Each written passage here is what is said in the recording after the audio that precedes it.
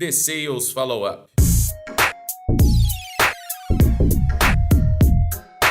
As pessoas meio que têm essa tendência natural a imitar aquilo que você faz. Então, liderar, por exemplo, é difícil, é muito difícil mesmo. Você tem que estar disposto a fazer um esforço maior que o resto do time. Não precisa fazer o mesmo esforço, no mesmo problema.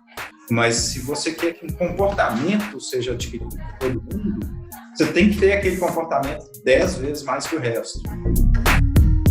Um podcast da Reeve e Outbound Marketing. Aqui você aprende a se diferenciar em vendas.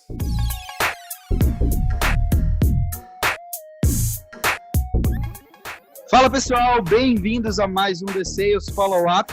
Eu sou o Arthur, CMO aqui do Reeve da Outbound Marketing. Estou aqui com meu querido amigo e CEO Vinícius Mairim.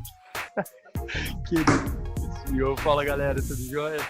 E com um convidado de honra e assim, para mim, mais do que especial, hoje coordenador de pré-vendas do time da Sodexo, Guilherme Avelino, a.k.a. Jimmy. Jimmy, bem-vindo e muito obrigado por estar com a gente, cara. Pô, valeu demais, Arthur. Valeu, Vinícius aí. Obrigado demais pelo convite, galera. Tô feliz pra caramba de falar aqui com vocês. Eu, particularmente, tô até um pouco emocionado, porque são os dois caras que me ensinaram vendas, assim, foram os mais próximos de senseis, realmente, né? E, putz, tô muito animado para bater um papo. Jimmy, só queria que você desse um pouquinho das suas credenciais, cara. Fala um pouquinho de como é que você entrou nesse mundo de vendas e um pouquinho do que você tá fazendo hoje. Tá, mestre. É o seguinte, primeiro, obrigado aí pelo elogio. Contando rapidamente, para não ficar também enrolando com a minha história, cara, eu comecei igual quase todo mundo começa. Eu estava desempregado e peguei o emprego porque me pareceu uma boa. E naquela época eu era publicitário, cara, e estava com dificuldade mesmo de arrumar emprego. E você sabe que eu sou muito amigo do Diego, da Rock, e ele estava procurando vendedor na época também, a gente estava tomando cerveja, e ele falou, cara, vamos tentar, vamos ver o que dá. E foi lá que eu comecei, foi a minha primeira escola, comecei como vendedor lá, montei o primeiro time lá também, a gente chegou a ter quase uns 15 pessoas lá, e igual você falou, foi onde eu arrumei dois senseis também, que foi tanto o Dieguinho quanto o Matt, que me ensinaram muita coisa lá. Nesse meio tempo, eu aprendi muito com eles. Depois eu saí aí pelo mundo, trabalhei em outras empresas, trabalhei com vocês aí na Outbound um tempo. Gostei demais da experiência. Fui para a Simpla, fiquei um tempo também. E hoje eu estou aqui na Sodexo, cara. A minha maior empresa que eu já trabalhei em tamanho mesmo, a primeira vez que você pega um multinacional, é bem diferente do que eu estava acostumado e eu estou gostando bastante também. Estou de volta a São Paulo aqui. Animal, cara. Então, assim, para quem não pegou, o Jimmy passou pelos, basicamente, os principais cargos em vendas, né? Acho que você só não foi SDR, né, Jimmy? Não fui, não. Acho que só faltou esse. Começou como vendedor direto. Depois foi gestor. Quando a gente começou com esse trabalho, a gente nem sabia que existia SDR ainda. Cara, como é que foi começar naquela época? Era muito escasso, né? Assim, tudo. Cara, tinha muita informação vinda de fora. E o legal de trabalhar com um cara igual o Diego é que ele lia tudo que era possível ler sobre vendas, repassava para a gente. Então, acho que isso deu uma ajuda muito legal, que a gente acabou no começo pegando um conhecimento que quase ninguém tinha. E quase ninguém tinha interesse de procurar isso aqui lá fora. A gente brincava muito quando a gente começou, a gente brincava direto, que a única coisa que a gente sabia sobre vendas era o Vendedor Pitbull, que era um livro que tinha em tudo quanto é livraria naquela época, acho que tem, inclusive, até hoje, e a gente nunca tinha imaginado que a gente fosse trabalhar com vendas. E o Diego meio que começou a trazer essas referências para a gente. Aí a gente começou a estudar, a gente achou umas referências bem legais lá fora, estão aí até hoje. O pessoal da Close.io, por exemplo, naquela época publicava muito, o pessoal da HubSpot publicava muito. No Brasil, o pessoal da RD estava fazendo a mesma coisa, então a gente teve um contato muito legal com eles no começo, cara, a gente aprendeu muito, assim, vendo eles fazerem na prática, e foi meio que a primeira vez que eu, assim, cara, para te falar, assim, eu aprendi como é que se aprende uma coisa nova, se pega um conhecimento novo, assim, indo atrás de referência. Aquela época era ótima, cara. Era ótima porque a gente não tinha a menor ideia do que a gente estava fazendo na prática. A gente saía vendendo de qualquer jeito e a gente foi quebrando a cabeça até aprender. Mas no começo era assim, vai lá e vende para ele. Você abria a câmera, dava oi e tentava vender. Depois você ia ler e descobria que você estava fazendo tudo errado. Mas foi ótimo. A primeira vez que eu te vi, você estava lá na casa da Contorno, na Rock. Eu fui conversar com o Dieguinho. Você fazendo uma call, andando pela cozinha da casa, indo, tipo, até uma parte que ia lá para a parte de fora, lá, tipo, quintal, uma coisa do tipo, voltando, fazendo uma call. De repente você sai, senta do meu lado, abre o CRM lá, começa a digitar uns negocinhos, parou, putz, vendi e tal. Eu lembro até hoje, eu te conhecendo, você vendendo ainda, tipo, real. Cara, era muito legal. Eu só tenho que fazer um ponto aqui. O Arthur, ele tá sendo muito, mas muito bonzinho comigo, porque geralmente ele fala que eu sou o sensei dele. Mas como eu tô aqui hoje, ele quis dar uma jogadinha, uma politicada, e falou, não, o Vinícius também e tal, mas é você, Jimmy, we both know it. Seu período aqui com a gente foi mais de ensinar do que de aprender, foi do caramba pra gente também, mas realmente, tipo, você começou num lugar muito bom, né, cara? Você tava num berço de uma galera que tinha uma cultura de aprender vendas, que era rock e tudo recente, e que conseguiu escalar muito bem, né? Como você enxerga, tipo, o impacto de um lugar que um vendedor entra e até mesmo a cultura do lugar para ele conseguir se formar, tipo, em termos de velocidade, de potencial de carreira, cara? Cara, o que a gente ouve muito lá fora, e tem várias pessoas que falam isso, é mais importante com quem você trabalha, às vezes, do que aonde você trabalha. E eu acho que na Rock isso teve uma coisa muito legal, que foi uma escola muito legal para mim, porque era um lugar que você era cobrado diariamente a aprender coisa nova. Você era obrigado a estudar, você era obrigado a tentar aprender o assunto. E até hoje eles conseguiram manter isso na cultura, né? Tem muito tempo que eu não converso com eles, mas eu ouço o pessoal falar de fora. Tem isso mesmo ainda, assim, poxa, você tem que aprender, você tem que ir atrás do assunto, você tem que dominar aquilo que você faz. Para mim, eu acho que o mais legal de tempo que eu trabalhei lá foi isso. E é um ponto, eu acho que, quando você fala, você é um cara muito focado em treinamento, né, Jimmy? Um cara muito preocupado em desenvolver pessoas. Tá aqui o time que pode falar melhor do que eu sobre como é passar por uma experiência dessa. Quando a gente conversou de você vir para cá, uma coisa que eu falava muito contigo era meio que nessa linha de ser um cara que consegue trazer o time para perto, ser um cara que consegue, tipo, realmente criar não só uma cultura, mas um conceito e um consenso de que a galera tá trabalhando em conjunto e, tipo, te vê como uma liderança, tipo, positiva. Mas tendo isso na Rock, era engraçado porque o Diego não é a referência em vendas. Ele nunca preocupou em ser a referência em vendas. Ele se tornou muito por necessidade. E de repente vem um match que é tipo um berremonte em vendas, um treco gigantesco, com muito conhecimento, uma baita de uma experiência. E você sair para formar time, tipo, acaba que tem um quê de como você foi formado também, como que você acabou formando seus times ao longo do caminho. Cara, o que você acha que é um segredo para, tipo, realmente fazer com quem você trabalha se torne algo repetível? Porque, beleza, porra, vamos colocar o Jimmy aqui para trabalhar com a gente, vamos contratar outros matches, outros Jimmys para trabalhar com a gente e, no final das contas, formarem seus times. Mas como que eu formo Jimmys no meu time? Como que eu formo matches? Como que eu formo Dieguinhos? O que você acha que a gente faz e como que você faz do seu lado para que isso aconteça e seja escalável? Cara, é difícil formar gente, pois, ainda mais você mencionou uma galera que é bem fora da curva, assim. É muito difícil você formar alguém assim, demora anos e anos de conhecimento técnico que a pessoa vai tendo na vida e tanto que ela vai errando, tanto que ela vai aprendendo, tanto que ela vai se desenvolvendo. E ainda mais, poxa, eu tenho pouco tempo trabalhando com isso. Então, assim, a maioria das pessoas com quem eu trabalhei ainda eu quase sempre pegava no primeiro, segundo emprego. Contando um pouco dos times mesmo que eu montei. Então, a gente que ainda está começando a carreira, né? Acho que a gente que ainda vai fazer coisa muito foda aí pela frente. Então, nesse ponto, cara, eu não saberia te dizer se eu tenho uma fórmula, alguma coisa para fazer isso. O que eu acho que eu descobri nesse meio tempo é que eu gostava de fazer isso. Eu ainda gosto, assim, tipo, de estar presente e de poder ter um impacto positivo no trabalho, na vida de alguém, me esforçando mesmo para tentar orientar ela a se desenvolver sozinha e atingir um bom potencial de trabalho sozinha. Mas essa pergunta que você me fez, eu não acho que eu não teria uma resposta mesmo, cara. Mas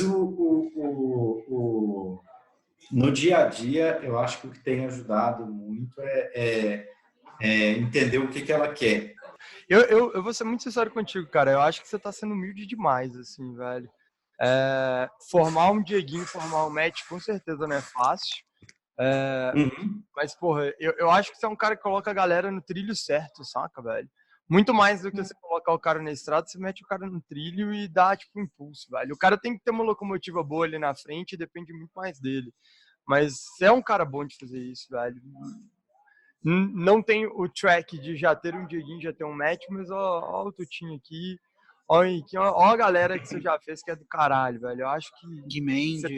Gui Mendes, caralho. Você tem uns méritos muito escrotos. Para de ser humilde pra caralho com a gente aí, velho. Pode falar as verdades. Pode abrir a caixa de ferramenta, despir a humildade. Cadê aquele Jimmy que falava comigo assim, pode me mandar pra palestra? Adoro ouvir o som da minha própria voz. Isso eu adorava, velho. Eu gosto da minha própria voz. Mas, Ernesto, você sabe que eu estava lendo esse final de semana, você já deve ter lido, vocês dois já devem ter lido, o So Good That They Can't Ignore You.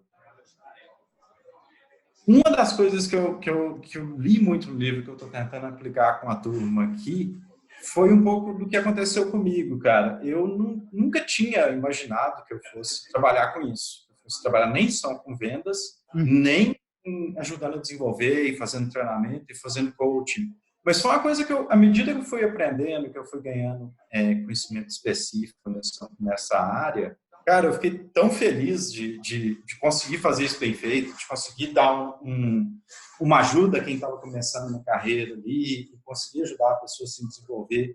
Especialmente, assim, de a gente sempre brinca de ver ela embora, de ver a pessoa pronta para dar um passo novo, de pegar um desafio novo e formar na sua equipe mesmo, que foi assim, eu acho que foi a grande lição de carreira que eu tive, cara, assim, foi muito, eu gosto de fazer isso, eu fico feliz em fazer isso. Você sente que é a sua vocação?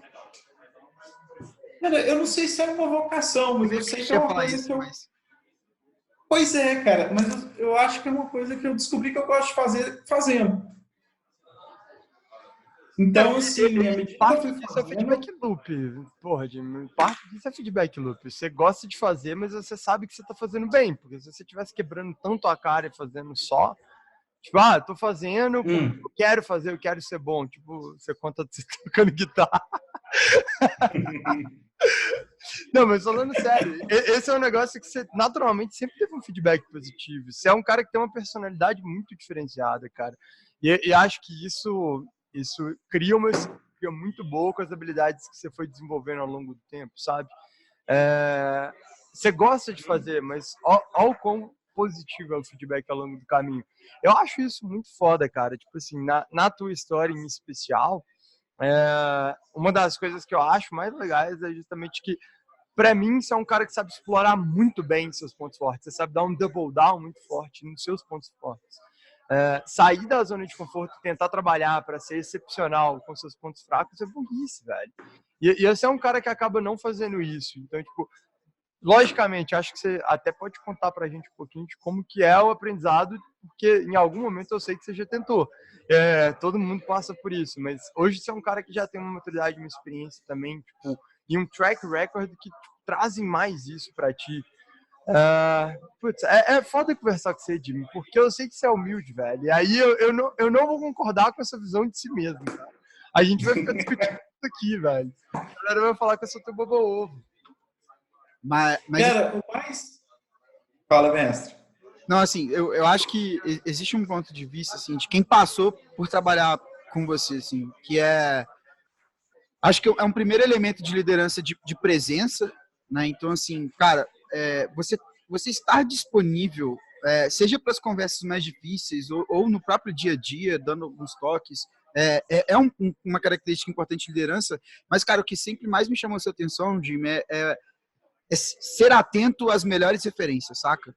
Eu lembro que você falava muito que, assim, cara, não precisa reinventar a roda, a gente precisa entender o que os melhores fazem e por que eles fazem isso, né? Então, acho que você mesmo já deu algumas referências, cara, de livros, literaturas que guiam o que é o seu princípio de gestão, de vendas, enfim.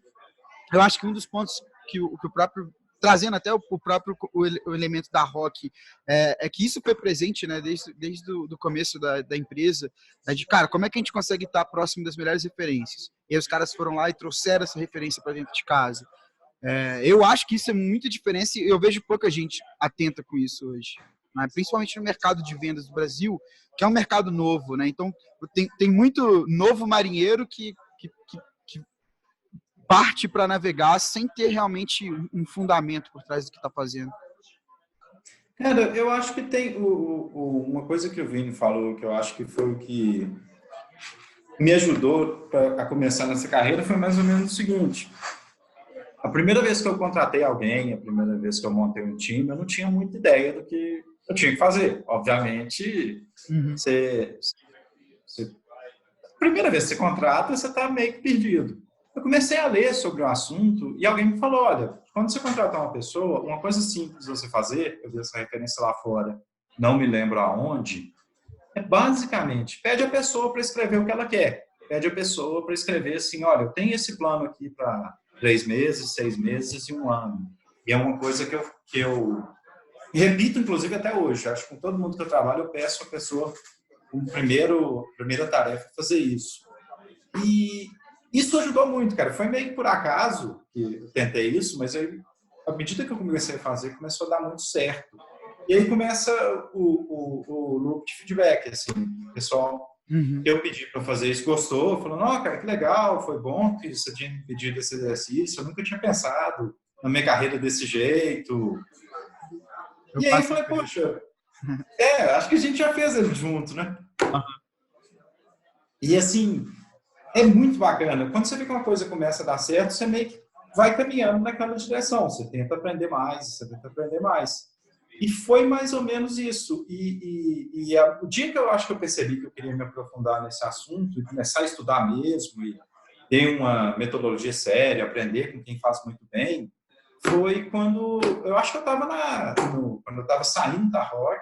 Vocês conhecem bem o pessoal que eu contratei lá, mas acho que o Gui, o Marcelo e a Érica, hoje todos continuam, né, no mercado, vocês conhecem aí, galera. Eles falaram, poxa, cara, eu gostei muito de trabalhar com você, foi uma experiência positiva, você me deu um apoio muito grande na carreira, você foi alguém que me ajudou, me mentorou.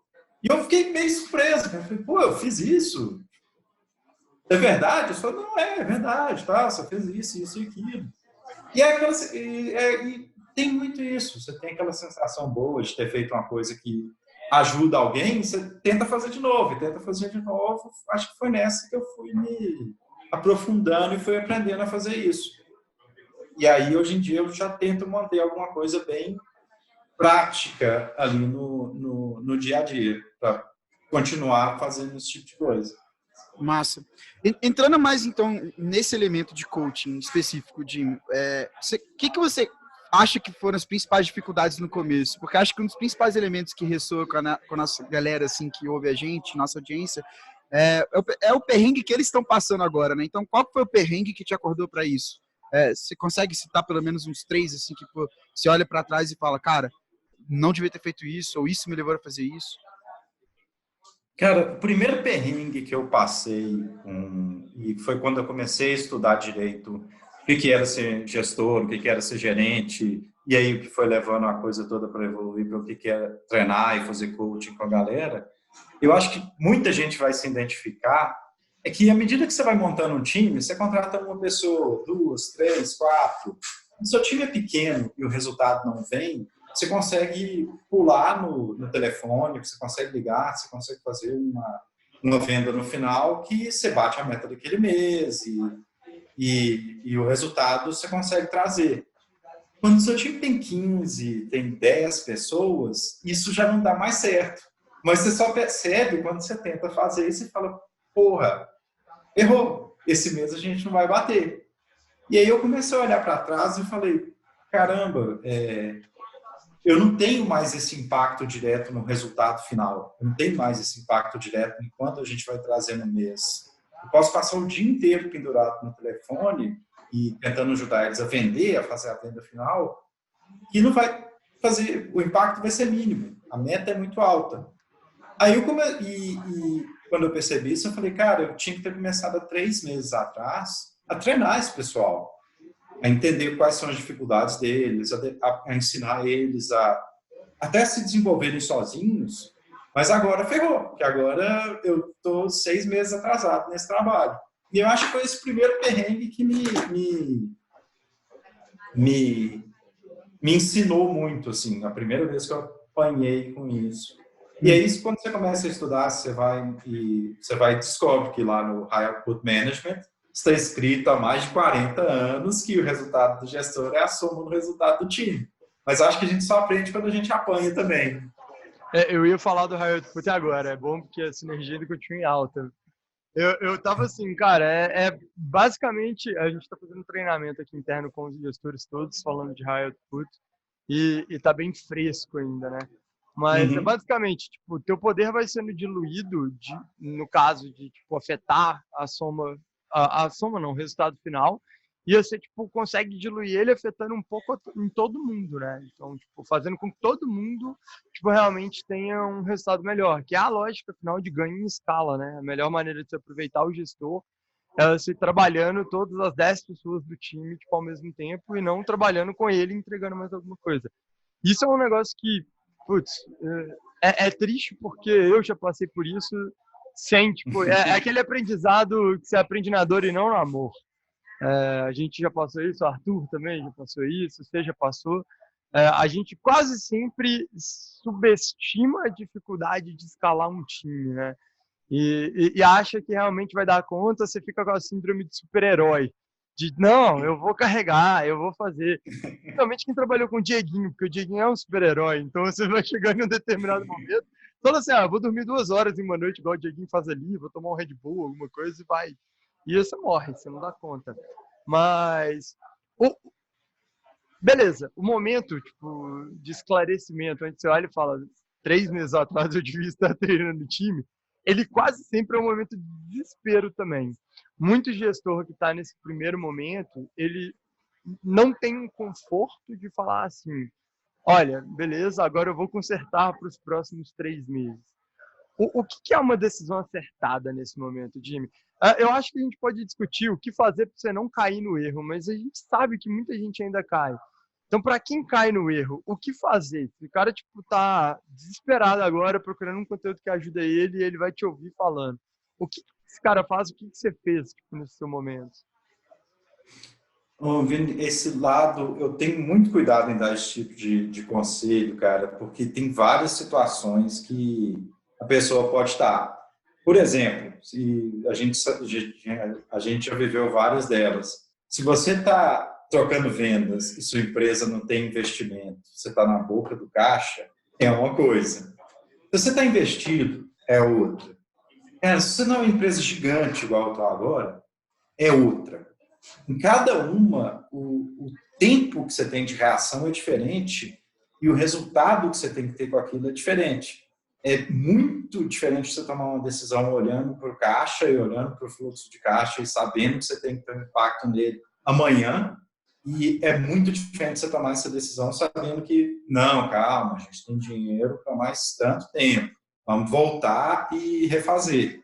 Então, o nível de cuidado que você tem que ter para dar uma dica sobre isso, eu acho que a gente tem que ir com calma. Primeiro, eu acho que se você está numa situação que sua empresa não tem investimento, você ainda está no começo ali, está montando seu primeiro time, seu cuidado tem que ser maior desde o primeiro momento. Assim. Então, você tem que reparar que você errou muito mais rápido. Você não pode demorar 3 meses para reparar que você errou. Porque pode significar um erro fatal, cara. Você Sim. A gente conhece muito startup, a gente já viu, a gente já sabe o que é isso. Agora, o risco é muito alto. O risco de você não perceber que você errou é muito alto. Agora, se você tem mais alguma grana ou se a sua empresa está bem financeiramente, você tem como tomar uma atitude de longo prazo, aí acho que não tem segredo, cara. Você tem que voltar atrás. E eu brinco com os meninos assim, que é como se alimentar bem e fazer exercício. Não dá resultado do dia para a noite. Você vai ter que ter calma, você vai ter que ter essa tranquilidade de voltar no tempo e olha, a gente vai começar do zero, mas a gente vai fazer direito e você vai ter que ter aquela calma assim, de agora em diante eu não enfio mais a mão na massa. Eu não pego o telefone, meu trabalho não é mais vender, é fazer esse pessoal performar bem, é montar essa parte da máquina, que é a parte que você desenvolve a pessoa. E você tem que tomar essa escolha. Essa escolha não é fácil. E para quem está em bootstrap, é mais difícil ainda. Agora, tendo tempo, quanto mais tempo. Você sabe que eu sei bem. Todos nós sabemos, mestre. Então, cara, quanto mais tempo você tiver, mais calma eu acho que você compra. Então, se você tem tempo, se você tem uma grana, se você tem uma capacidade de voltar atrás e começar do zero, faz do melhor jeito possível. Cara, eu vou ser muito sincero contigo, tem um negócio que eu acho que vale muito a pena e que aí eu queria te perguntar nessa linha também. Como priorizar o que eu tenho que fazer para essa passagem, essa mudança acontecer? Um dos meus desafios recentes aqui foi justamente esse, né? Tirar um pouquinho da minha mão, das minhas costas. O Arthur e você tinham feito isso um pouquinho por mim, depois o Luquita fez isso também um pouquinho por mim. Olha, o que está dando certo e errado com a galera, geralmente eu tento olhar de duas formas. Assim, cara, primeiro você tem que olhar o que a pessoa está fazendo errado e quebrar as atividades dela na menor unidade possível, passo aonde que ela está errando. O que acontece quando você tem um time com muita gente, cara, é que às vezes, se você errou, se você é o gestor, você errou na hora de montar o processo, alguma coisa, fica muito claro que os erros de todo mundo estão no mesmo ponto. É muito comum isso.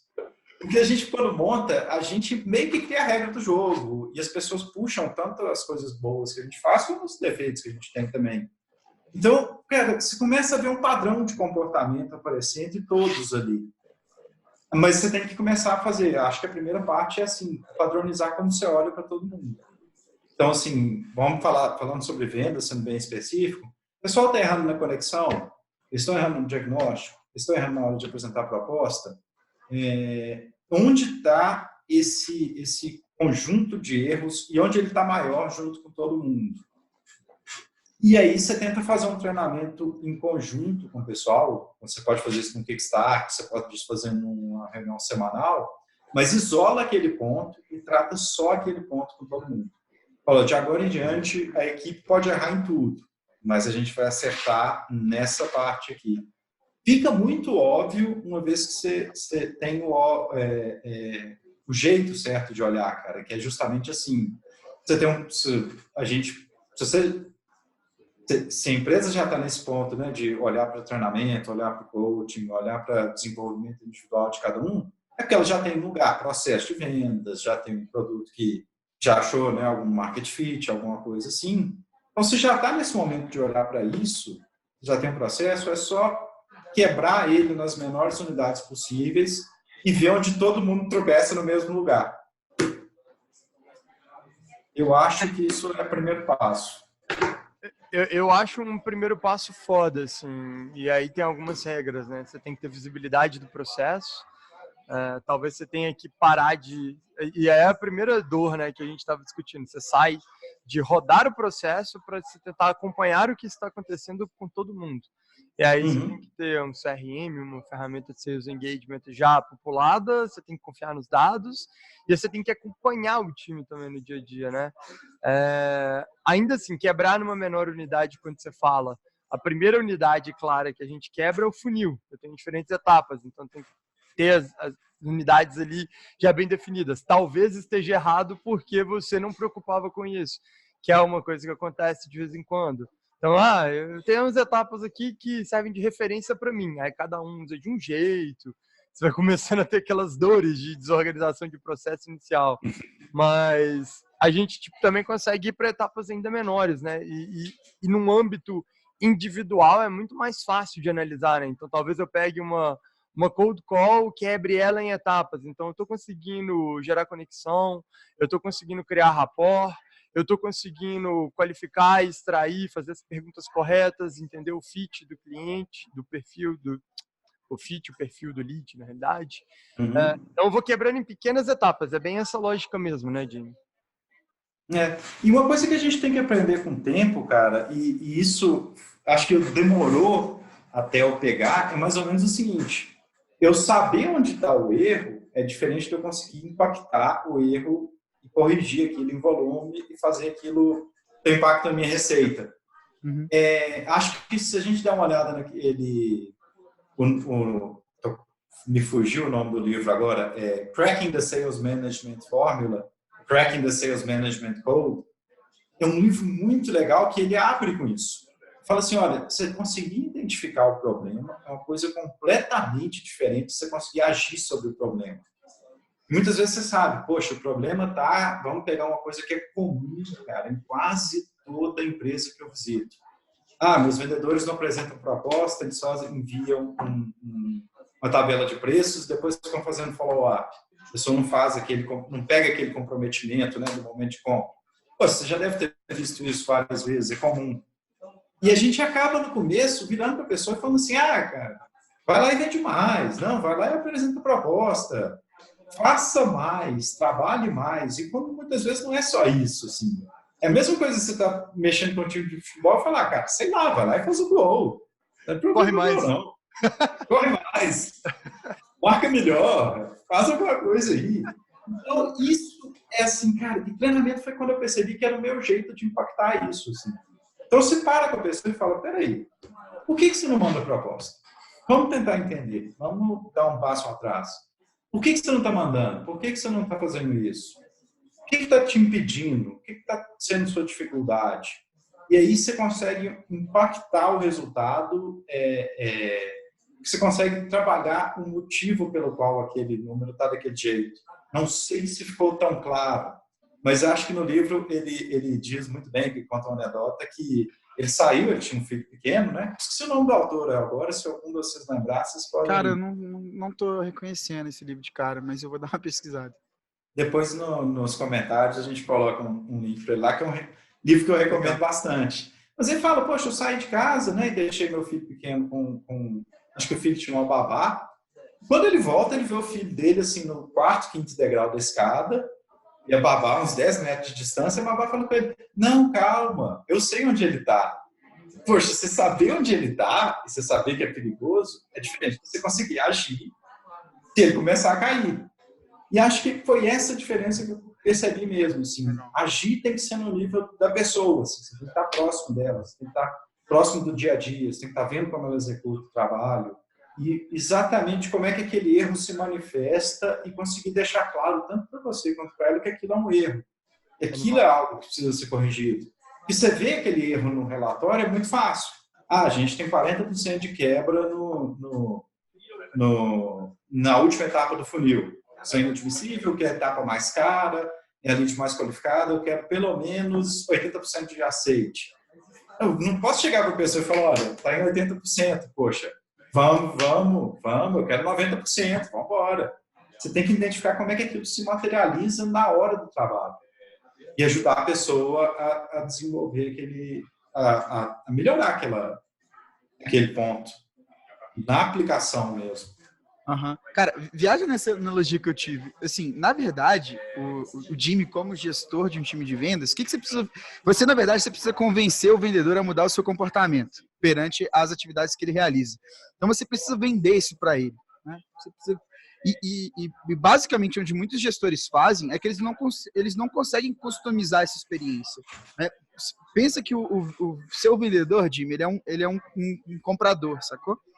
E se você consegue customizar a experiência dele, né, e aí que bate no que você falou de primeiro, você entender a pessoa, né, você falou lá atrás poxa, saber qual que é o objetivo daquela pessoa, na verdade você está sendo um consultivo em como você convence aquela pessoa de algo. Né? Você sabe o que ela precisa mudar, mas você precisa fazer com que a pessoa se convença a mudar. Vocês pegaram? Cara, eu acho que eu viajei demais. tem uma coisa em vários momentos aí. Quando a gente começa a vender, aí talvez seja isso que você esteja falando, a gente acha que a gente vai chegar e convencer o cliente a comprar, e fica insistindo com ele, olha, compra isso, compra isso, compra isso, compra isso. Não, cara, eu não quero seu produto. Não, quer sim. Você começa a ficar insistente.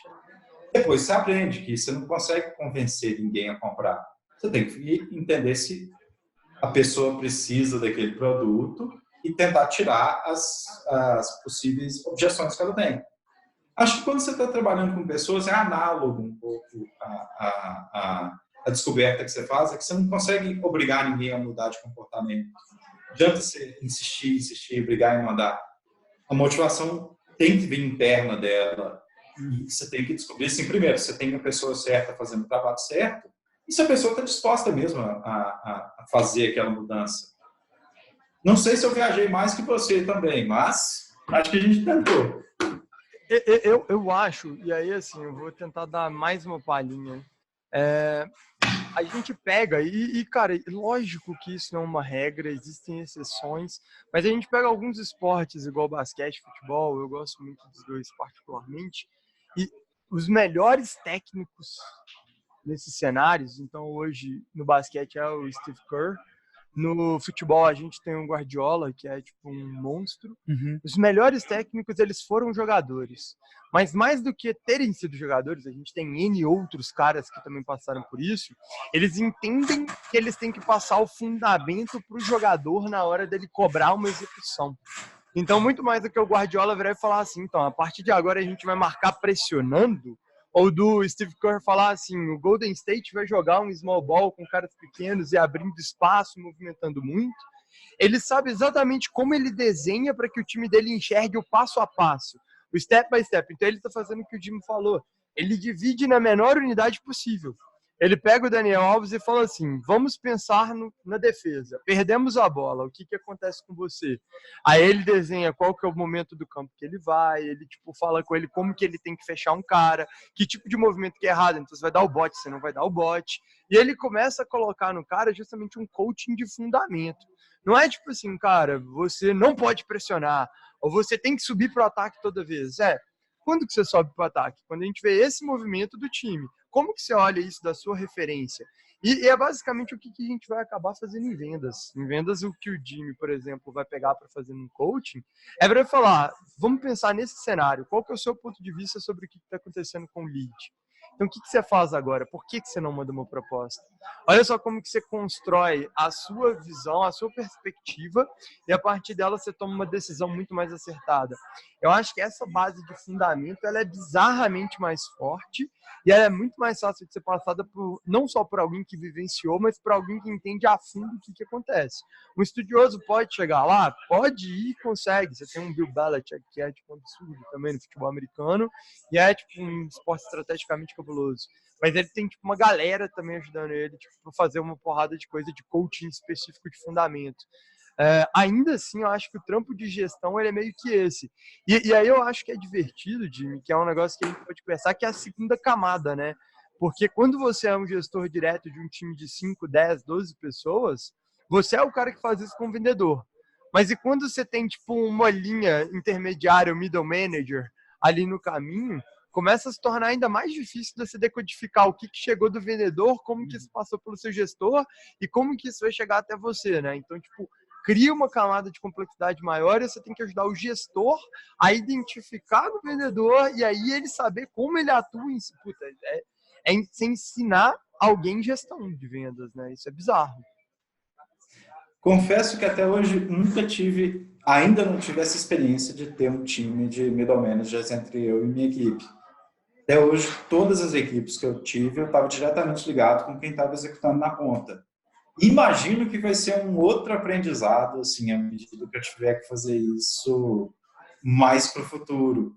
E tem duas coisas aí que eu acho que são bem legais, cara. Primeiro, sim, pô, concordo 100% com o que você falou, Vini. Acho que tem muito disso mesmo, de essa analogia com esportes e técnico, especialmente basquete, futebol também. Eu acompanho mais futebol, mas tem O muito Arthur isso. ama analogia com esporte, você sabe.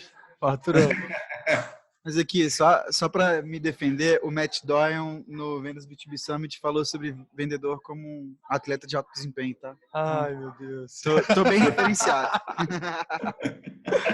Pô, mas todo mundo fala, cara, desde o do livro do Bill Walsh lá, o The Score Takes Care of Itself, até hoje a gente puxa muita coisa de treinamento Senti uma cutucada no Arthur aí. Arthur gosta. Pô, esse livro é foda. Até hoje a gente tira muita referência de esporte. Especialmente, cara, porque não é comum, e no Brasil não é muito comum mesmo, o pessoal tem essa noção que eles têm que praticar, que eles têm que treinar, eles têm que repetir a mesma coisa até ficar bom. A gente não tem essa cultura muito corporativa. Você vê que isso não é comum, assim, você vai em várias empresas, você não vê... muita gente fica assustado quando você fala assim, não, peraí, vamos repetir, vem cá. Vamos fazer de novo, vamos tentar melhorar esse ponto aqui. E vendas tem muito essa coisa, que é uma palavra que eu não sei exatamente qual seria a tradução em português, vocês podem até me ajudar, cara. Mas é que você tem muito craftsmanship. Tem que ter aquela prática, você tem que ter aquela repetição do mesmo jeito. Memória muscular. Vivência, para mim. Vivência. E memória muscular mesmo, cara, para fazer isso. E você tem que ter aquela prática, quando você for praticar uma coisa, não é simplesmente você repetir aquilo sem pensar sobre o que você está fazendo. Mas é muito também como atleta faz isso demais, eu acho que músico faz isso demais também. Pelo menos os bons. É que não é, eu vou só repetir esse movimento, ou vou só tocar essa peça de novo. Eu vou praticar essa parte difícil até eu dominar ela e até eu ficar muito bom nela. Eu vou repetir isso com calma, eu vou repetir isso devagar, eu vou repetir esse processo tentando aprender aquela parte que é difícil para mim. Esse tipo de mentalidade não é comum no mundo corporativo. O mais comum hoje, vocês devem saber isso, vocês têm milhares de clientes de consultoria aí, ou clientes do Rive. Cara, é aquele modelo que a gente brinca que é aquele modelo de escola, que é basicamente o seguinte: olha, aqui está toda a matéria que você precisa, agora vai lá e toca a sua vida. Você estuda uma vez no começo da vida e depois você vai tocando e vai aprendendo. Essa metodologia de aprendizado contínuo, de estar acompanhando direto, de ter alguém praticando sempre, tentando melhorar na própria profissão, deve ser muito incomum no meio empresarial. Muito mesmo, assim. Eu demorei anos para ter esse primeiro contato. E foi só quando eu comecei a trabalhar em startup mesmo, que eu vi que tinha essa preocupação. Uhum. Animal, cara, animal. Eu acho que assim, não é à toa que uma das principais referências para montagem de time, contratação, Sales Acceleration Formula, o próprio Robert, ele puxa esses elementos, ele dá exemplo disso, né, de você olhar para alguém que teve uma experiência onde aquela pessoa precisou ter muita disciplina, né, que é o caso de você fazer um esporte, se desenvolver naquele esporte, você tocar algum instrumento, se desenvolver naquele instrumento. Eu acho que é um background, assim, olhando para o nosso time de vendas, isso é bem nítido. Olhando para os principais caras de vendas que eu conheço, isso é bem nítido também. Mas Jimmy, eu queria quebrar um pouquinho o seu processo de coaching, cara. Acho que o primeiro ponto que você falou sobre alinhamento da carreira, né, que é um alinhamento de expectativa. Basicamente você pegando o goal, né, do GPCT. Uhum. Esse é o seu primeiro passo, certo? Sim, e eu acho que até hoje é o mais importante, Arthur. Você tem que saber o que a pessoa quer, e a pessoa tem que saber o que ela quer. E pode ser a menor coisa do mundo, assim, pode ser, eu quero daqui a um ano continuar nesse mesmo trabalho e eu quero ser um dos melhores. Precisa ser um objetivo fora do comum. Mas se isso não estiver claro desde o primeiro momento, falta um pouco assim, de Por que que eu estou fazendo isso? Por que que eu estou aqui? Onde que eu vou chegar? Esse esforço todo que você está me exigindo vai me levar aonde? Não tem Então, a propósito. primeira coisa, não tem propósito. A primeira coisa que eu peço é para a pessoa, assim, e eu brinco sempre com todo mundo, você pode falar que você quer o meu cargo, você pode falar que você quer ser presidente da empresa, você pode falar que você quer sair daqui e trabalhar em outro lugar, mas a gente tem que estar claro para nós dois o que você quer. E esse é o primeiro exercício sempre que eu peço para todo mundo. Hoje em dia eu tenho feito até de uma forma diferente. Eu mencionei antes que eu fazia com 3 meses, 6 meses e 1 ano, né? Hoje em dia eu peço 3 meses, 1 ano e 2 anos. E em 2 anos eu falo assim, necessariamente você tem que estar fora da empresa. Necessariamente eu quero saber assim, qual seria seu próximo passo, se você tiver que escolher. Obrigar ela a entender um pouco assim também que não termina ali. É uma parte da carreira dela que a gente vai trabalhar, mas não é feio para ninguém pensar no próximo passo longe Uhum. da empresa. Então, eu tenho feito isso, tem dado um bom resultado, cara. Eu tenho gostado muito. Exercício Cara, sim. A única coisa que eu peço é que tem que ser por escrito. isso é uma das coisas que eu acho sensacionais, que seja por escrito, porque eu acho que fixa muito mais. Agora, é legal muito do que você está falando, porque tem um texto que é famoso, quem compartilhou ele a primeira vez comigo foi o Gui Mendes, inclusive, que é aquele Code Creation. Você lembra dele, Jimmy? Cara, não li. Foi bom você ter falado comigo, porque... Eu vou te mandar. A gente coloca ele aqui também, porque ele é muito bom, mas uma das defesas que o autor do texto faz, o autor do artigo, é justamente que é melhor você pegar emprestado ouro do que você comprar bronze ou prata. É mais ou menos uma lógica. Então, mas qual que é a lógica dele, cara? Tipo assim, você tá pegando algo muito mais valioso, mesmo que temporariamente. Então, o impacto de alguém que, mesmo que fale, pô, eu quero empreender, ou eu quero ir para uma outra empresa, eu quero sair do país, eu quero mudar de estado, de cidade, do que for, cara. Se essa pessoa ela realmente é muito boa, o impacto dela 3, 6, 12 meses contigo, e ela tendo um propósito de curto prazo alinhado ali, ela vale muito mais a pena do que você pegar um cara que não é tão bom, mas que quer ficar pro resto da vida. É basicamente se acomodar. Então, assim, se a gente pensar numa analogia para N outras situações, a gente vai quase sempre escolher, tipo, o ouro. A gente quase sempre vai. Você fala assim, pô, seu time pode ser campeão agora ou ele pode ficar em terceiro lugar durante os próximos 10 anos. Qual que você prefere? Então, tipo, você quer o ouro, você quer ter, tipo, a glória daquele momento, você quer ter, tipo, alguma coisa, tipo, que é mais, ou pelo menos imediata, ou que traz um retorno de curto prazo e te ajuda a construir algo maior pro longo prazo. Então, por que você está abrindo mão disso? Por que você tem, tipo, uma insegurança tão grande? Isso é um ponto que eu acho sensacional. E você, tipo, de novo, tua maturidade já traz isso, né, Dinho? Vai tomando. Cara, adorei essa. Eu vou usar com o meu time amanhã. Amanhã não, porque amanhã é sábado, mas eu vou usar com o meu time na próxima reunião, cara. É muito melhor você tomar emprestado o ouro. E o impacto que esse tipo de gente deixa no resto da equipe é muito positivo, cara. Você mencionou o Guimenez, cara. O Guimenez foi uma das primeiras pessoas que eu contratei e até hoje quem trabalhou com ele elogia ele. Ele deixa um impacto positivo onde ele vai. Tempo que essa pessoa passa com você e ela passa assim determinada a fazer o trabalho bem feito e a aprender e a crescer, ela contagia todo mundo. Talvez seja o oposto de alguém que quer só ficar ali parado, entregar uma coisa mais ou menos e não sabe para onde quer chegar, que impacta negativamente todo mundo às vezes também e diminui a performance do resto. Com certeza, com certeza. Eu Essa, acho cara. isso uma das coisas mais absurdas, cara. E é legal porque são maneiras bonitas de falar algo que a gente já pensa em determinados cenários. Mas é um fundamento, acho que muito foda de gestão.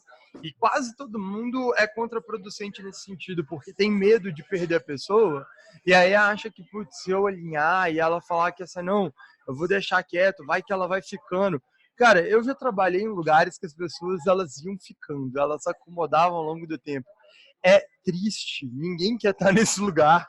É melhor você ter um tanto de gente que está se enxergando, sendo catapultada para um lugar bom, e a galera falando isso no dia a dia, do que você ter um tanto de gente falando, ah, fiquei, né?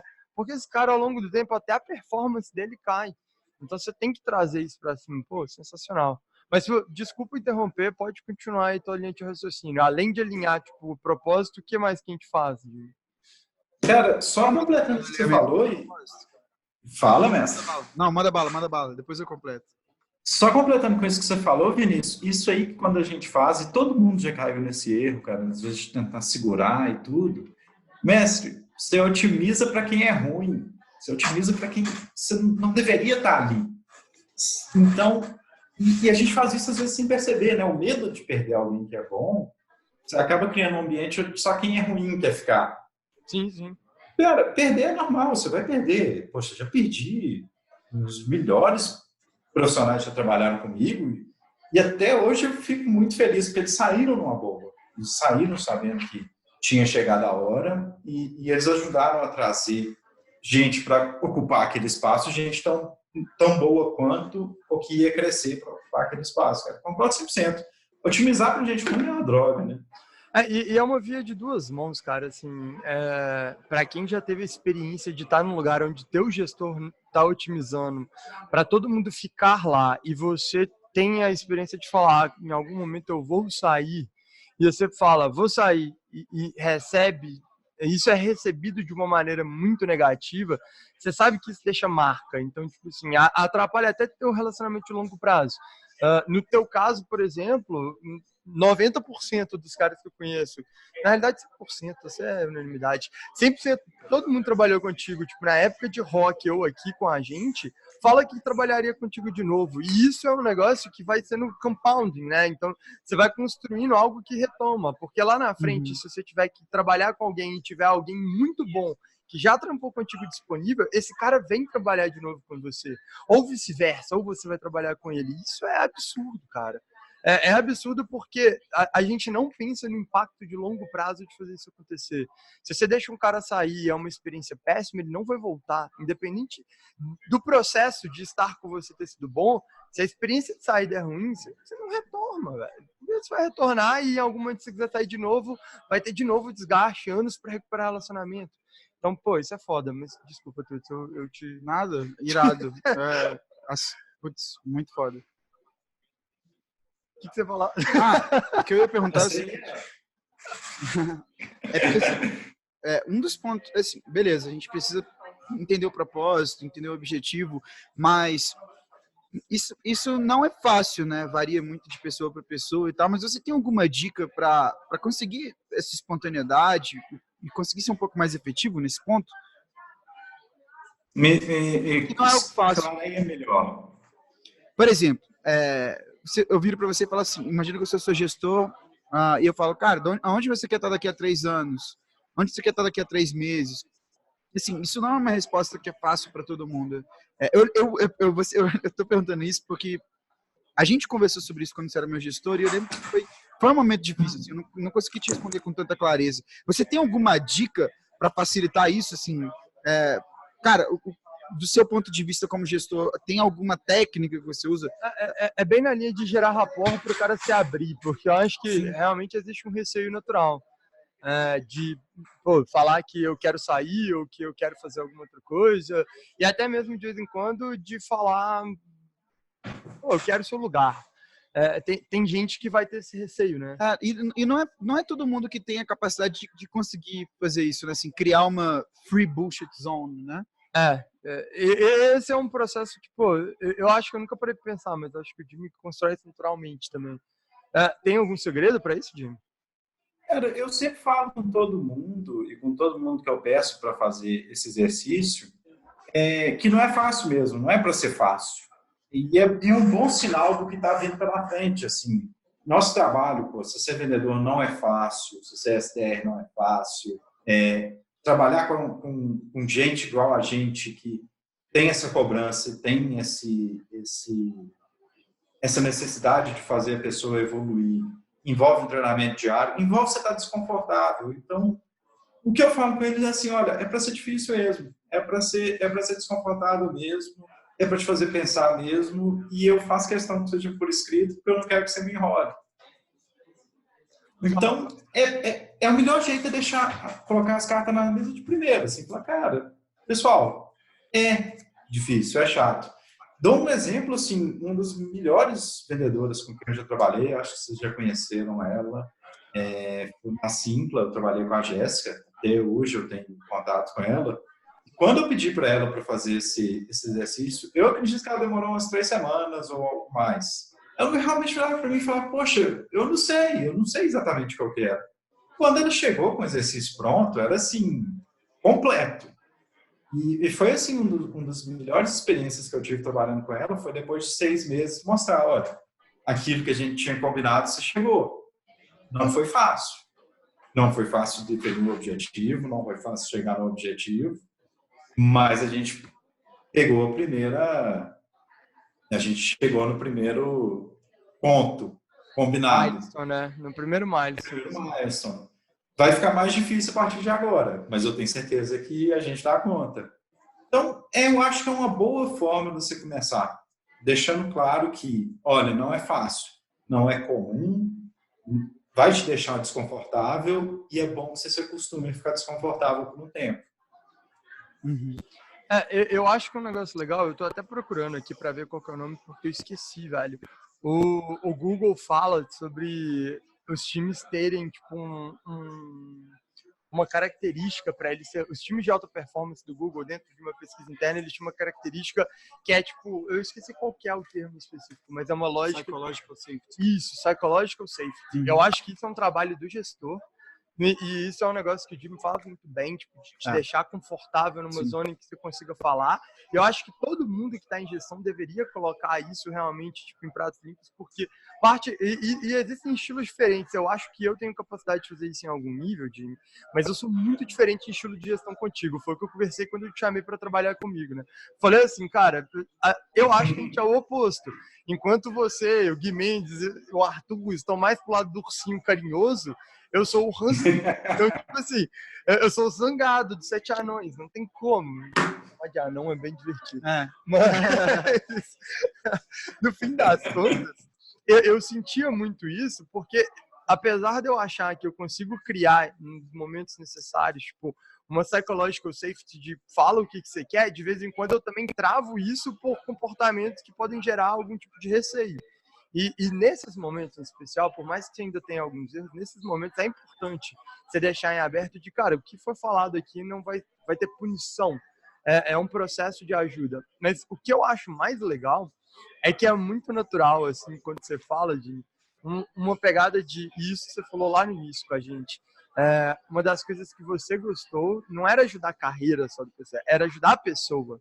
E o que você está fazendo, ajudando ela a definir propósito, a entender melhor o que ela sente, é algo que quase ninguém faz pela gente.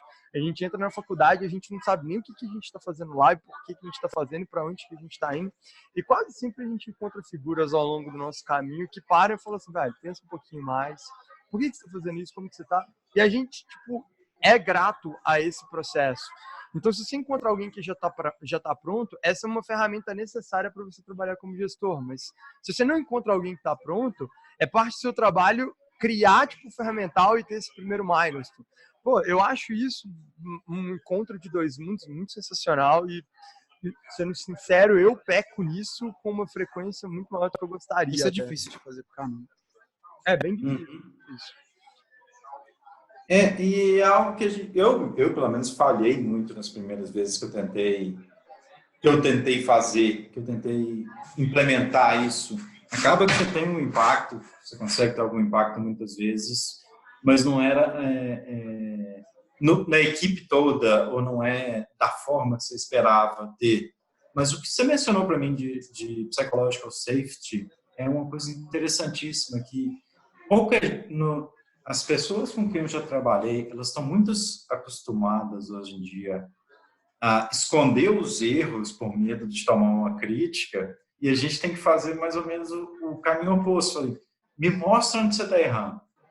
O erro que você está cometendo, ele não deve servir para você ser punido, mas para a gente consertar. Então, assim, eu já trabalhei com gente, lógico, eu virava e falava depois, às vezes, 6 meses, eu falava, então era isso que você estava fazendo de errado. Assim. Por que você não me mostrou? Nossa, se eu tivesse te mostrado, não sei, vocês iam me mandar embora, vocês iam me brigar comigo. Eu falei, pô, calma. A ideia é essa. E demora até você conseguir conquistar a confiança da pessoa para ela fazer isso. Porque falar que você vai fazer isso é fácil, eu acho que todo mundo fala. É consistência de ação. É consistência de ação. Você tem que mostrar que, tipo, você pode errar e você vai ser tratado bem. É a única maneira. Eu acho que é a única maneira mesmo, assim. E é muito engraçado que se você pisa na bola uma vez com isso, você já perdeu mais 3 meses da confiança de todo mundo, que você tem que Com certeza. começar do zero de novo. Com certeza. Exato. O meu velho pai, ele disse que confiança é algo difícil de conquistar, fácil perder e impossível de reconquistar. Minha mãe fazia outra analogia. Confiança é igual porcelana, depois que quebra, não dá nem para colar mais. Mas eu realmente acho que esse é um ponto crucial e é divertido você ver, porque em vendas, acho que a gente tende a pecar mais com isso. Não sei se você concorda comigo, Jimmy, mas eu acho que a gente tende a pecar mais, porque quando você está trabalhando, por exemplo, igual o Arthur hoje em marketing, tem hora que os erros eles estão mais escondidos ao longo do caminho. A performance da pessoa ela não é tão clara quanto a do vendedor. O vendedor ele fecha a conta ali no fim do mês ou não, ele bate a meta ou não. Então você sabe se ele está bem ou não. Pelo menos isso você tem tipo, como calcular rapidamente. Em outras áreas, a galera não tem muito isso, mas o gestor de vendas ele esquece que criar esse ecossistema onde as pessoas falam abertamente sobre erros, elas conversam sobre os erros delas e elas conseguem trabalhar isso de uma maneira mais orgânica, tem benefícios não só de corrigir um problema que poderia demorar 1, 2, 3 meses para você descobrir que ele estava acontecendo, como tipo, também você pode evitar que pessoas saiam ao longo do caminho. Você pode perder um cara porque ele não conseguiu se abrir e porque o resultado não estava vindo, mas, cara, você não conseguiu diagnosticar qual era o problema. Então, a gente tem muita dor de diagnosticar problema e a gente tem pouca ação em prol de o problema estar claro para todo mundo e ele vir já da pessoa que está vivenciando ele. É muito comum que a gente tenha o vendedor que entra em recuperação, então um cara que tem uma boa performance no passado, um histórico de performance legal, em algum momento ele cai essa performance e aí você vai falar, e aí, o que aconteceu? Cara, normal, todo mundo vai mudando um pouco o estilo de fala, vai adaptando, etc. Ele perde um pouco, é o famoso back to the basics, voltar ao fundamento, né? Entender por que você está mudando algumas coisas, você achou que dava certo, porque deu certo em 1, 2 calls, mas não escala isso, umas coisas do tipo. E, cara, se você não está fazendo isso ao longo do dia, se ele não tem alguém do lado dele que ouviu, pôde dar um feedback, sem alguém ficar, tipo, já na defensiva, melindroso, naturalmente ali na frente você tem um vendedor muito bom, com história de performance legal, que vai passar 1, 2, 3 meses vendendo mal, e eu só olhando e falando, cara, isso vende bem. Aí a gente não vai no fundamento, não entende o que está dando errado. Pô, mas você sabe vender bem, você já vendeu bem. E, cara, não, calma. Vamos lá, vamos discutir erro. Todo mundo erra, você volta a errar. Talvez tenha coisa que você fazia bem e agora você está fazendo errado. Pô, isso é sensacional. Assim, sensacional mesmo. E a gente está numa área que, querendo ou não, vendas, e hoje em dia, Customer Success, acho que passa pelo mesmo, não vou dizer problema, mas a mesma situação tem algumas características bem específicas. Primeiro, você está com a mão no dinheiro. Isso é uma responsabilidade muito grande. Segundo, são pessoas que aceitam receber menos pela possibilidade de ganhar muito mais. Então, aceita ter um salário um pouco menor, mas aceita ter uma comissão um pouco mais agressiva. Você começa a atrair um tipo bem específico de pessoa, que é uma pessoa muito independente também. Acho que quase todo vendedor com quem eu já trabalhei, ele é uma pessoa independente. Você deve ter tido isso. É uma pessoa que cuida de si mesma. E, às vezes, para uma pessoa dessas se abrir também é mais difícil. Uma pessoa dessas aceitar que está errada na frente de todo mundo é mais difícil. Tem uma competição, tem a imagem de força, tem uma competição que, querendo ou não, muitos times se cria. Então, poxa, eu vou falar que eu estou cometendo tal erro? Não, absurdo. Vou falar na frente de todo mundo. O que vai acontecer comigo? E tem empresa que pune isso também. Eu já vi empresas, nunca trabalhei em uma empresa com isso, mas e se sua performance cai, você começa a receber os piores leads. Ou aquelas leads que não convertem. Caraca, bizarro. Isonomia zero, né? Puta merda. Pois é. Então, assim, a gente fala isso, mas convencer alguém que ela está num ambiente seguro, sendo que a gente se comporta bem diferente, muitas vezes, do resto do mercado, é mais difícil ainda. Em tese, naturalmente não é um ambiente seguro, né? Porque é um cara que tem uma meta muito escancarada, né? E é muito... Não tem uma zona cinza, né? É preto e branco. Ou você bateu a meta ou você não bateu a meta, né? Pô, Jimmy, tem um negócio que eu acho que é o ponto crucial, assim, de fazer um bom coaching também, que é, se você não faz um bom coaching, você vai otimizar o seu time, o seu processo, o mindset da galera para quem consegue sobreviver. Então, você está fazendo a lei do mais apto. E aí, no final das contas, você começa a fazer esse tipo de erro bobo, que é tipo assim, o cara que já vende bem recebe os melhores leads, porque eu tô premiando ele por ele conseguir vender bem por capacidade própria. Mas isso é tudo uma maneira de você tipo, compensar um cobertor curto que você causa com uma gestão ruim, bota fé? Concordo, cara. E isso que você falou, isso a gente, como gestor, às vezes você faz sem perceber. Demais. Você acha que você está garantindo a meta sua, você está garantindo a meta da empresa, só que você está vendendo o seu futuro para pagar esse mês. Assim, garantindo top performer feliz, né? Top performer feliz, a minha impressão que dá é que você está entrando no cheque especial. Muito boa essa. Essa é muito boa. Essa eu vou falar também agora. Você está entrando no cheque especial. Porque, putz, isso é verdade demais.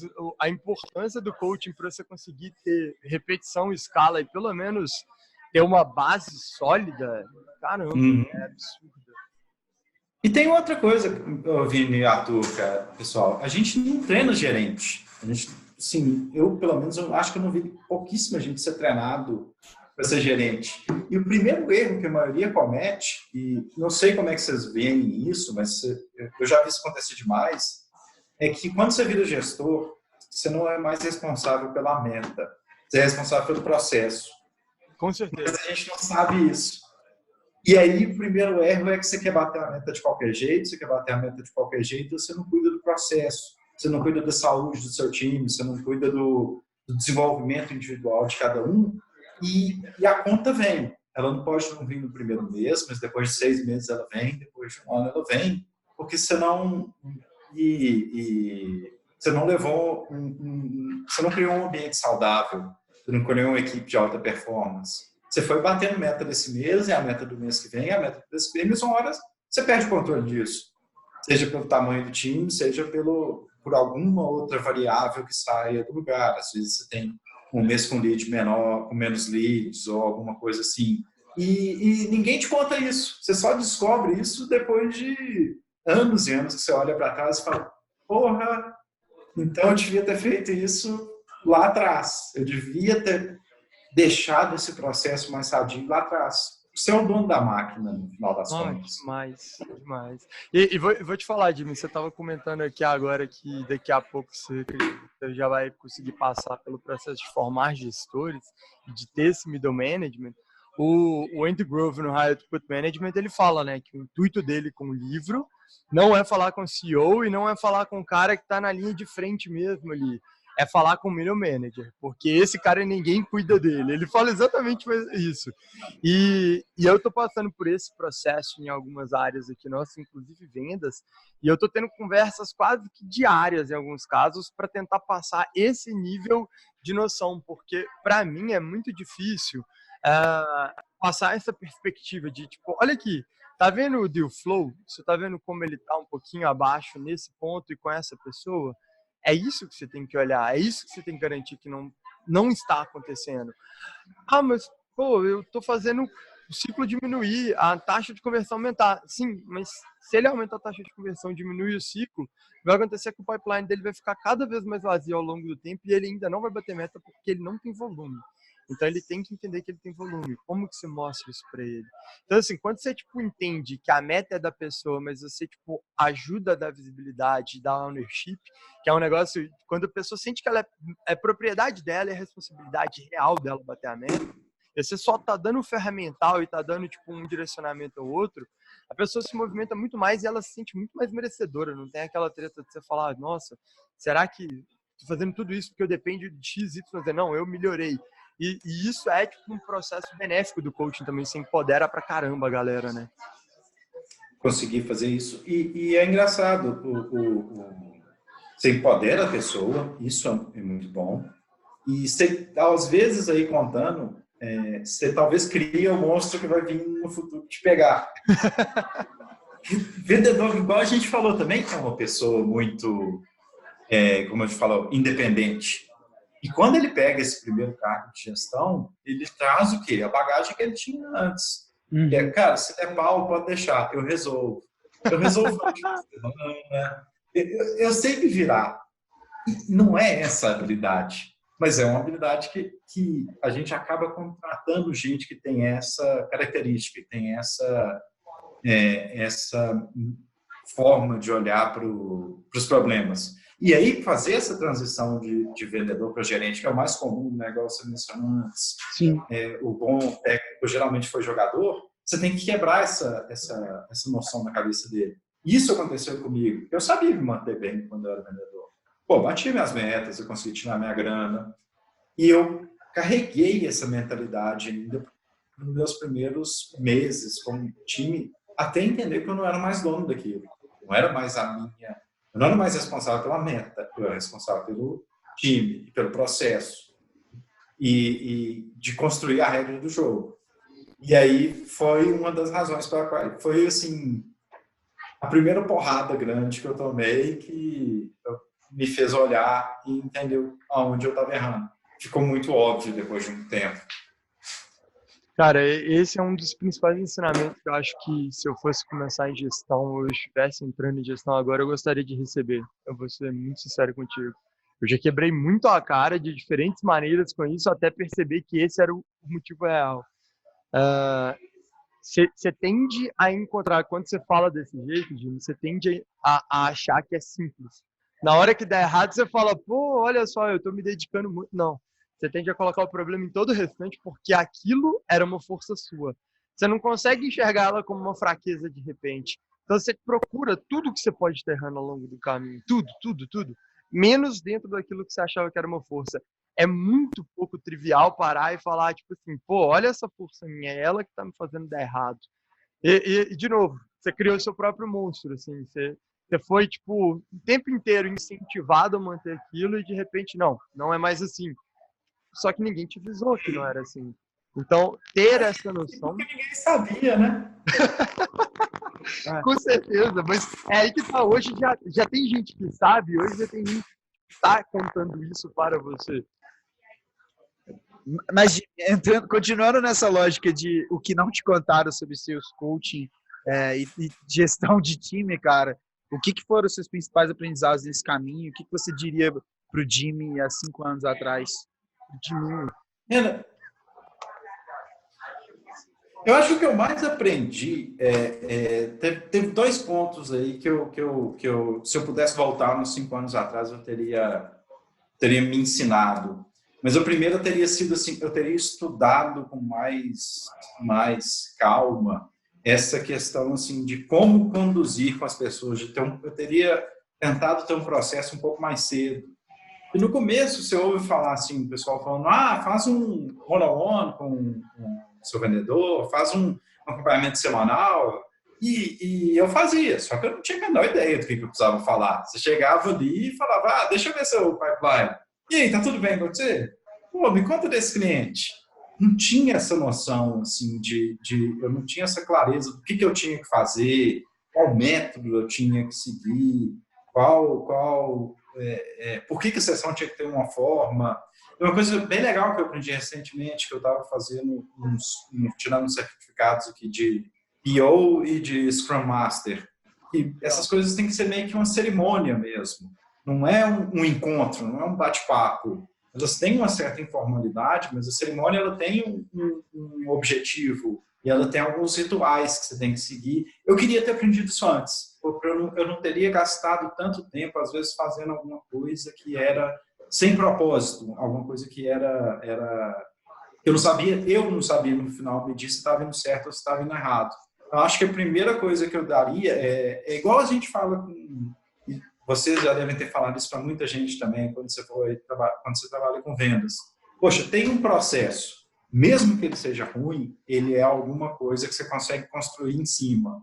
Então, se alguém quiser se aventurar a fazer isso, poxa, os resultados vêm, não vem do dia para a noite, não vou nada vai acontecer em 30 dias, mas depois de um tempo você vai conseguir resultado, você vai conseguir perceber na sua equipe um resultado bacana de performance, que no final das contas é o que a gente está cobrado por esse resultado de performance.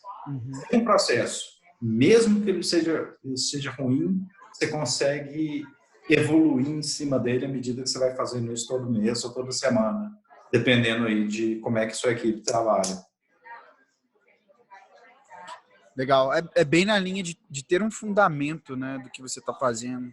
E não é pílula mágica, né? Você entender melhor o que você está fazendo, conseguir mensurar melhor o que você está fazendo, aonde que você quer chegar. Vai bem de contra o que você falou mais cedo sobre não ser tipo academia, comer bem, exercitar. É um processo que demora. Mas isso é um negócio que eu acho que é legal, né, Jimmy? Dado o seu ciclo de vendas, você também tem como ter uma noção de quando que você começa a enxergar o impacto. Dizem que existe, sei lá, o Golden Rule de você começar a gostar de ir na academia, né? Depois de 3 meses, pelo menos, você já teve um impacto suficiente no seu corpo, a consistência, para você entender que é bom mesmo. E aí seu corpo já acostumou, uma série de coisas. Eu acho que Sales Coaching é bem nessa linha, né? Depois que você passou aí um mês, um quarter, tipo, fazendo, você já começou a ver o impacto de um mês para o outro, de um quarter para o outro, e aí se torna algo mais natural do que algo que você está, tipo, ainda implementando. Mas realmente é bizarro. Eu acho que nesses 3 primeiros meses quando você larga uma academia ou quando você larga um esporte, geralmente você não consegue chegar nesses 3 primeiros meses. Depois disso, eu acho que a taxa de cancelamento deve cair muito. Poxa, o treinamento tem isso também, cara, porque tem 2 lados que ele é muito doído. Primeiro, para o vendedor ele é muito doído, porque você está tentando mudar algumas coisas que ele está confortável fazendo já, você está tentando tirar algum vício ou alguma coisa que ele acha que é bom, que está prejudicando ele muitas vezes. E para o gestor também é ruim, porque você está sendo cobrado por resultado ali do outro lado, e você está assim, não, calma, isso vem em 3 meses. E se muitas vezes você quer que o impacto daquela sessão tenha um impacto ali no final do mês, naquela meta, você quer o seu 150% da meta, o que quer que seja. Então, é doído para os 2 lados, assim, no começo, cara. E é importante você manter, você ter, no mínimo, essa disciplina de falar, eu vou fazer isso, eu vou testar isso, eu vou testar nem pelo menos por 6 meses, não melhor nem começar, porque é incômodo. Legal. Eu tenho até uma questão sobre isso, Jimmy, porque eu já vi você fazendo isso na prática e era uma experiência que eu queria contar. Eu posso, cara? Fica à vontade, mestre. Eu acho que uma das partes mais difíceis do coaching e até mesmo do gestor é demonstrar vulnerabilidade. E é uma das partes que mais trava o gestor a manter o coaching ou pelo menos fazer um coaching efetivo. Por quê? Porque você não vai saber responder a todas as dúvidas e problemas do seu vendedor. E você não deveria também. Eu acho que muita gente cria uma ilusão de que o coaching ele é um processo onde você tem o Yoda que tem todas as respostas do mundo e ele pode dar a resposta da maneira mais misteriosa, mas ele é sábio a todo momento. E do outro lado você tem um Anakin, um Luke Skywalker no início da carreira dele. E não é bem isso. O processo de coaching, e eu já vi você fazendo isso, de vez em quando é um processo de descobrimento, e descobrimento ele vai tanto para dúvida quanto para o problema, quanto ele vai para uma resposta e para uma solução. Eu já vi muito você abrindo e falando, não sei. É um jeito bem específico do Jimmy, né? Não sei. Fazendo assim, e não sei. E o que a gente pode fazer? Parte do processo de gestor é ter capacidade de definir hipóteses de solução e ajudar o vendedor a escolher qual hipótese casa melhor com ele, qual hipótese pode casar melhor com aquele problema naquele momento e por aí vai. Então, eu acho que de vez em quando a galera tem uma expectativa e cria uma expectativa no vendedor, no SDR, de que isso vai acontecer. Você vem e me pergunta, eu sei tudo que vai... Não. E essa parte de vulnerabilidade é uma parte que ajuda muito em psychological safety também, né? Nessa segurança psicológica de, pô, se até meu gestor não sabe o que é para fazer agora, tipo, ele tá me ajudando a procurar respostas, me ajudando a procurar soluções, eu vou fazer isso mais também, sabe? Cara, eu gosto dessa analogia porque é a única que a gente cresceu conhecendo, ou do Sr. Miyagi, ou do Yoda, ou do É, Gandalf. Tem sempre alguém que tem todas as respostas e a pessoa sabe. E eu acho que trata muito pouco daquela coisa de psychological safety que a gente falou antes. Cara, às vezes para você conseguir, como é que eu posso dizer, ganhar a confiança da sua equipe, a melhor coisa que você pode falar é que você não sabe mesmo. Porque tem coisa que você realmente não sabe. E assim, tentar inventar na hora, isso foi uma das coisas que eu mencionei hoje mais cedo, que tinha duas coisas que eu queria mudar se eu pudesse voltar no tempo, que ninguém me contou. Mas no começo eu sentia essa pressão mesmo, de falar, não, tem que saber tudo. Cara, eu contava cada mentira, assim, que todo mundo sabia que fica óbvio para a pessoa do outro lado que você não sabe. Não, faz tal coisa. Pô, você tem certeza? Você tem certeza que você quer que eu faça isso? E, pô, para ganhar confiança, você tem que mostrar mesmo que, olha, eu não sei, mas eu vou me comprometer a achar quem sabe, ou vou me comprometer a te apresentar alguém que faz isso bem, ou eu vou me comprometer ao que quer que seja. Isso que eu acho que tem que ter muito também, se você estiver fazendo um trabalho de coaching, é isso, assim, o esforço não pode ser só do vendedor. Se você não chega preparado para a sessão, se você não sai dela com um dever de casa ou alguma coisa que você vai ter que trazer para a equipe, trazer de forma que você vai resolver aquele problema daquela pessoa, também não vale muito. Porque aí você não tá liderando, por exemplo, cara. Você está obrigando a pessoa a aprender, obrigando a pessoa a estudar, obrigando a ficar pondo defeito na forma que ela trabalha, né? Que às vezes é o que a gente tem que fazer. Pô, você está errando isso, você está errando isso. Batendo naquela tecla, e você mesmo não Faz nada. não faz nada, não sai para aprender, não pega. Então, assim, se você quer que seu vendedor vire para você e fale assim, eu preciso de ajuda nisso, porque eu estou errando nisso, você tem que estar disposto a falar assim, eu não sei o que a gente vai fazer, porque eu nunca vi esse problema na vida, mas a gente vai dar um jeito nele. E é doido porque isso torna o coaching, ele é efetivo, ele vira uma via de duas mãos. Porque, caso contrário, o gestor ele enxerga como, beleza, eu estou despejando conhecimento, estou ajudando a galera a melhorar, mas você efetivamente não evolui em nada. Então, o processo de treinamento ele passa a ser completamente unilateral, né? Isso eu acho sensacional enxergar. E um dos teus princípios para o coaching é justamente isso, né? Na realidade, assim, o princípio efetivo do coaching, mas que você fala muito, eu já ouvi mais por ti mesmo, que é a lógica de que se você não sai sem um dever de casa, sem algo para trabalhar, sem algo para melhorar, você não está aproveitando o tempo do coaching, né? Você tem que sair com alguma coisa para focar, né? Uhum. Cara, em empresa, você é fundador, você sabe disso, cara. A cultura vem do que a gente faz e vem do que a gente, às vezes, nem percebe que a gente está fazendo. Porque as pessoas meio que têm essa tendência natural a imitar aquilo que você faz. Então, liderar, por exemplo, é difícil, é muito difícil mesmo. Você tem que estar disposto a fazer um esforço maior que o resto do time. Não precisa fazer o mesmo esforço, o esforço no mesmo problema. Mas se você quer que um comportamento seja adquirido por todo mundo, você tem que ter aquele comportamento 10 vezes mais que o resto. Muitas vezes o comportamento que a gente tem 10 vezes mais que o resto são os defeitos que a gente tem que a gente não repara, né, cara? Quando você vê, todo mundo tá fazendo igual. Porra! Tudo que vocês podiam aprender comigo, vocês aprenderam isso? Caraca, isso é muito verdade. Pô, foda. Isso é bom mesmo. Foda. É bem verdade. Sensei, cara, muito obrigado. Sim, foi um prazer mesmo te entrevistar. Acho que a gente até demorou, né, para fazer esse bate-papo, mas, cara, veio no momento certo, foi muito, muito bacana. Eu tô tirando lições demorou, pessoais. Não, o Jimmy falou que queria ver se ia dar certo antes. O Jimmy não entra em qualquer coisa assim, cara. O Jimmy Mas, Dimão, eu acho que a gente remarcou umas 8 vezes.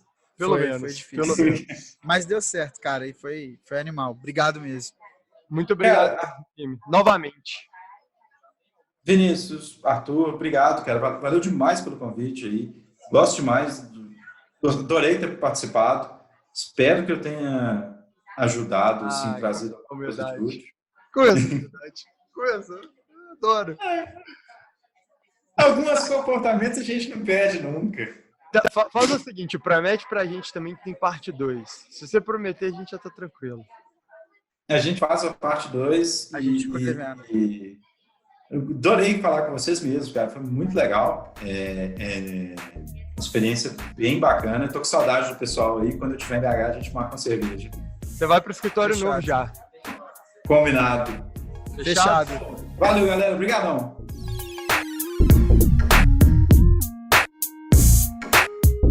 Acesse www.outboundmarketing.com.br.